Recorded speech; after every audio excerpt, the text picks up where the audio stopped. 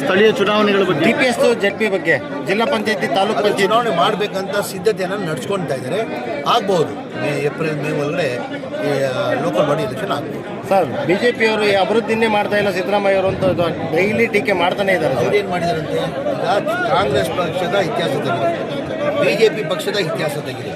ಯಾವಾಗ ಚುನಾವಣೆ ಬರ್ತದೆ ಜನಗಳ ಮಧ್ಯೆ ಕಾಂಗ್ರೆಸ್ ಪಕ್ಷ ನಮ್ಮ ಕಾರ್ಯಕ್ರಮನ ತೋರಿಸಿ ನಾವು ಮತ ಕೇಳ್ತೀವಿ. ನಮ್ಮ ಸರ್ಕಾರ ಇತ್ತು ಹಿಂದೆ, ನಮ್ಮ 2013 ಹಿಡ್ಕೊಂಡು 2015ವರೆಗೂ ಸಿದ್ದರಾಮಯ್ಯ ಅವರು ಮುಖ್ಯಮಂತ್ರಿ ಆಗಿದ್ದರು. ಇಂಥ ಭಾಗ್ಯಗಳು ಕೊಟ್ಟಿದ್ದಾರೆ. ಮುಂದೆ ನಮ್ಮ ಸರ್ಕಾರ ಬಂದರೆ ನಾವು ಇಂಥ ಕಾರ್ಯಕ್ರಮ ಕೊಡ್ತೀವಿ ಅಂತ ನಾವು ನಮ್ಮ ಸಾಧನೆಯನ್ನು ತೋರಿಸಿ ನಾವು ಮತ ಗೆಲ್ತೀವಿ. ಯಾವತ್ತನ BJP ಅವರು ಸಾಧನೆಯನ್ನು ತೋರಿಸಿದಾರ?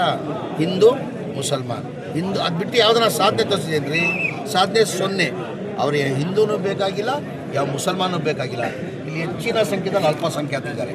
ನಮ್ಮ ಇಸ್ಲಾಂ ಧರ್ಮದಲ್ಲೂ ನಮಗೆ ಜಾತಿ ಭೇದ ಮಾಡಿ ಅಂತ ಎಂದೂ ಹೇಳಿಲ್ಲ. ಹೇಳಿ ಎಲ್ಲರಿಗೂ ಪ್ರೀತಿಯಿಂದ ವಿಶ್ವಾಸದಿಂದ ಮಾಡಬೇಕು.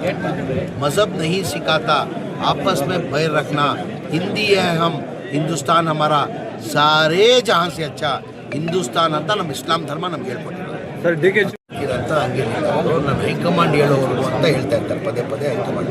ನಮಗೆಲ್ಲ ಗೊತ್ತಿದ್ದಂಗೆ ನಮ್ಮ ಪಕ್ಷ ಹೈಕಮಾಂಡ್. ನನ್ಗೆ ಗೊತ್ತಿದ್ದಂಗೆ ಸಿದ್ದರಾಮಯ್ಯ ಅವರು 28ವರೆಗೂ ಅವರು ಮುಖ್ಯಮಂತ್ರಿ ಇರ್ತಾರೆ. ಆಯ್ತಪ್ಪ, ನವಂಬರ್ ಕ್ರಾಂತಿ ಅಂದರು. ನಾನು ಆವತ್ತಿದ್ದು ದಿಲ್ಲಿಯಲ್ಲಿ ಹೇಳಿಕೆ ಗೊತ್ತಿದೆ, ಯಾವ ಕ್ರಾಂತಿನೂ ಆಗಲ್ಲ, ಯಾವ ಪ್ರಾಂತಿನೂ ಆಗಲ್ಲ. ಯಾರು ಕ್ರಾಂತಿ ಅಂದವ್ರೆ ಅವ್ರಿಗೆ ವಾಂತಿ ಭೇದಿ ಆಗ್ತದೆ ನವಂಬರ್ ಆದಮೇಲೆ ಅಂತ ಹೇಳಿದೆ ನಾನು. ನವಂಬರ್ ಹೋಯ್ತು, ಡಿಸೆಂಬರ್ ಹೋಯ್ತು, ಈಗ ಜನವರಿ ಸಂಕ್ರಾಂತಿ ಅಂತಾರೆ, ಅದೂ ಹಂಗೆ ಆಗೋದು. ಏನೇನೂ ಆಗಲ್ಲ. ಹೈಕಮಾಂಡ್ ಸಿದ್ದರಾಮಯ್ಯ ಜೊತೆ ಇದ್ದಾರೆ. ಈಗ ಯಾರೆಲ್ಲ ಸಿದ್ದರಾಮಯ್ಯ ಅವ್ರಿಗೆ ಬದಲಾವಣೆ ಮಾಡಬೇಕಾದ್ರೆ ನೀವು ಮಾಡೋಕ್ಕಾಗಲ್ಲ. ನಮ್ಮ ಹೈಕಮಾಂಡ್ ಪಕ್ಷ, ಕಾಂಗ್ರೆಸ್ ಪಕ್ಷ ಹೈಕಮಾಂಡ್ ಪಕ್ಷ, ಅವ್ರು ಮಾಡಬೇಕಾಗಿರೋ ಈಗ ಹೈಕಮಾಂಡ್ ಏನು ತೀರ್ಮಾನ ತಗೊಂಡ್ರೆ ಅದಕ್ಕೆಲ್ಲ ನಾವೆಲ್ಲ ಬದ್ಧ.